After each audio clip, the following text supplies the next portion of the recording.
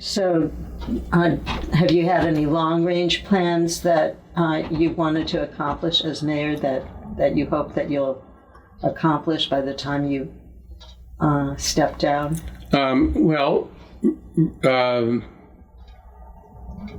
Recently we applied for a New York Forward grant.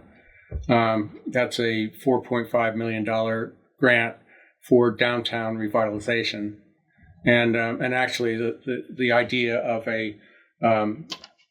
some kind of a covered shelter in a public space, which would give longer season for the farmers market, is one of the pieces of that application.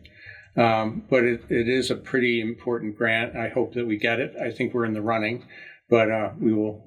They're just starting to award that grant around the state. They do it region by region. We're in the Mid-Hudson region, so we will wait and see. So what happened with, so is this this travel area from the village to the supermarkets, is that compensation for the lack of a food store in town, or what's the? Well, it really connects it. If anyone driving out Route 94 sees people on the side of the roads on a 1 foot shoulder taking their life in their hands, and those people usually work there. And there's farm workers that work at Pennings in the orchards. So there is.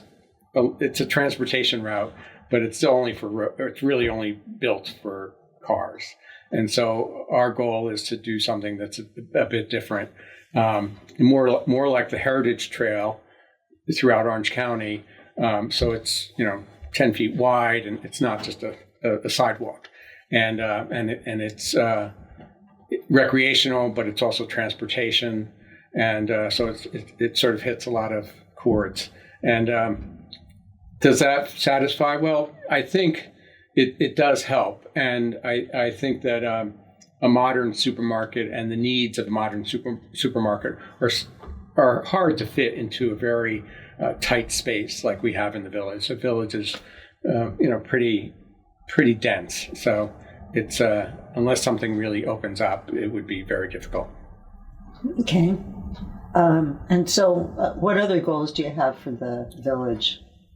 Our focus has been a lot on safety, and not only just public safety in the public spaces, but also in terms of pedestrians and road traffic.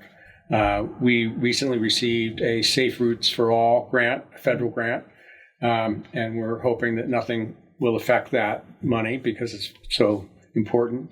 And that grant is actually in partnership with the town and the two other villages. We wrote the grant, but we've included them. And that's to do a townwide traffic safety study. So it will pinpoint key areas that need to be addressed in each community or each village and throughout the town.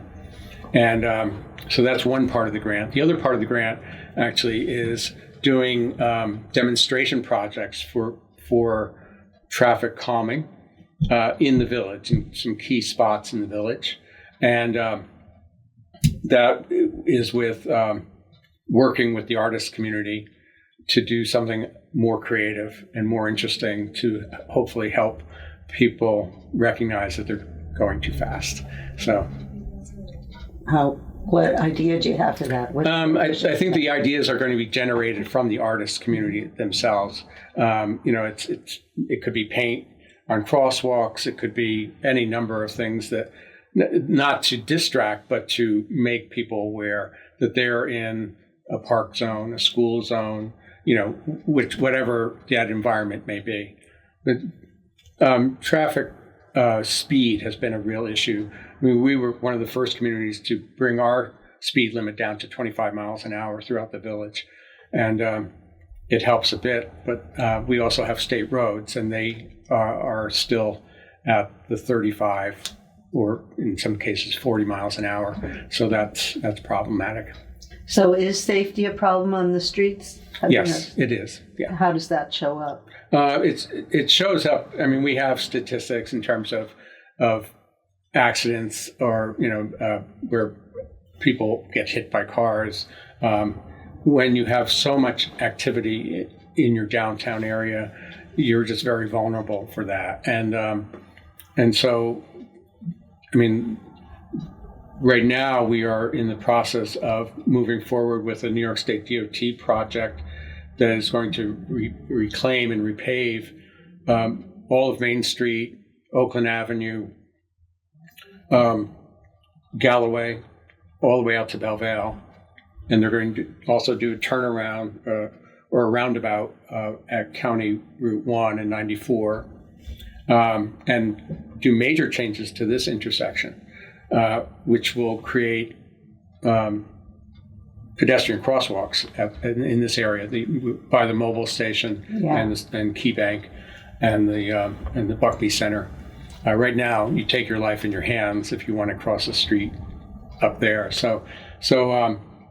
And part of that plan is to do bump outs, for example, at the pedestrian crossings. So it closes that pedestrian realm to be shorter, and also makes the driver more aware as it compresses to drive slower, and also that people would be waiting in that more obvious place that they're going to cross, and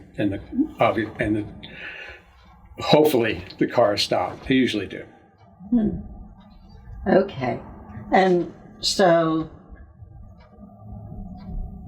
can you, so you've been there for quite a while, I guess just living in the village to begin with. Yes. So can you say something about how the village has evolved, what you've noticed about the evolution culturally and otherwise?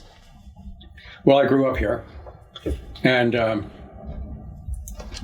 I could wax poetic about the old days, but the old days are gone, and they're old.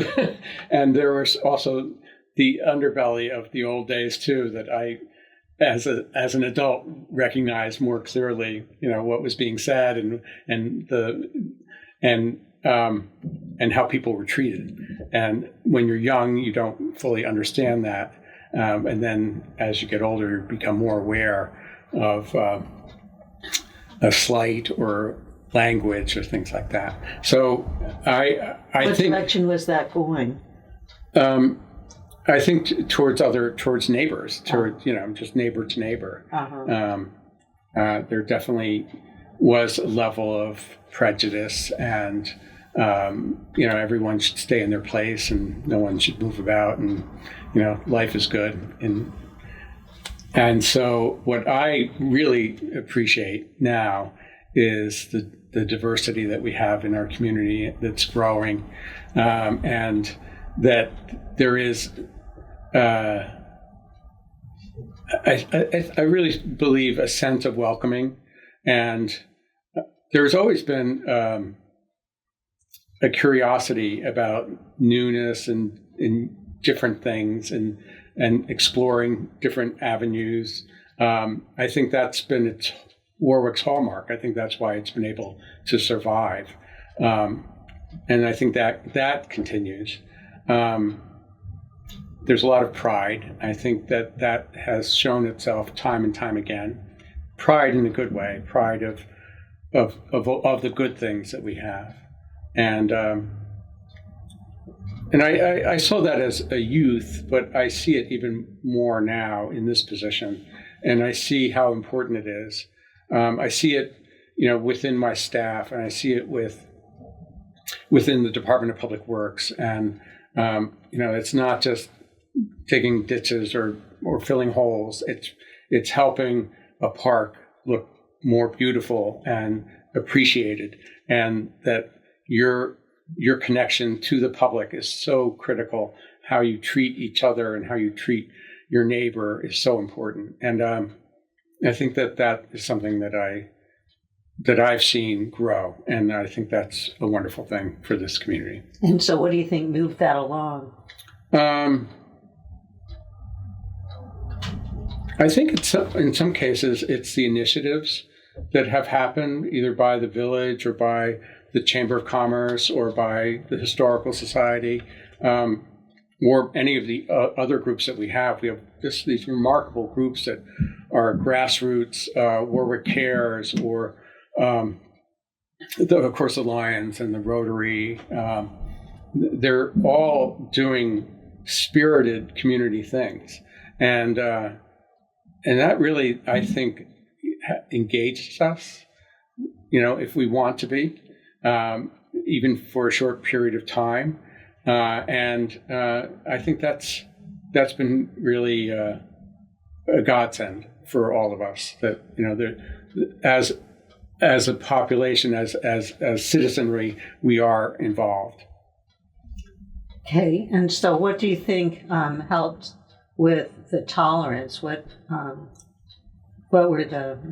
I think time and the changes in the world even has allowed that to happen, and that's a good thing. And it's a wave of sorts, and you just can't dig a hole and you can't alienate yourself. And it's interesting. I see it in the schools. There's so much greater,